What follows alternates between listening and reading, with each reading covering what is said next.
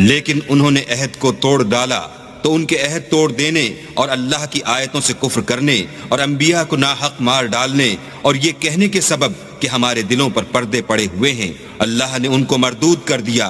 और उनके दिलों पर पर्दे नहीं हैं, बल्कि उनके कुफ्र के सबब अल्लाह ने उन पर मोहर कर दी है, तो ये कम ही ईमान लाते हैं। और उनके कुफ्र के सबब और मरियम पर एक बहतान अजीम बांधने के सबब बल्कि अल्लाह ने उनको अपनी तरफ उठा लिया। और अल्लाह गालिब और हिकमत वाला है। और कोई अहले किताब नहीं होगा मगर उनकी मौत से पहले उन पर ईमान ले आएगा और वो क़यामत के दिन उन पर गवाह होंगे। तो हमने यहूदियों के जुल्मों के सबब बहुत सी पाकीज़ा चीजें जो उनको हलाल थीं हराम कर दी, और इस सबब से भी कि वो अक्सर अल्लाह के रास्ते से लोगों को रोकते थे, और इस सबब से भी कि बावजूद मना किए जाने के सूद लेते थे, और इस सबब से भी कि लोगों का माल नाहक खाते थे।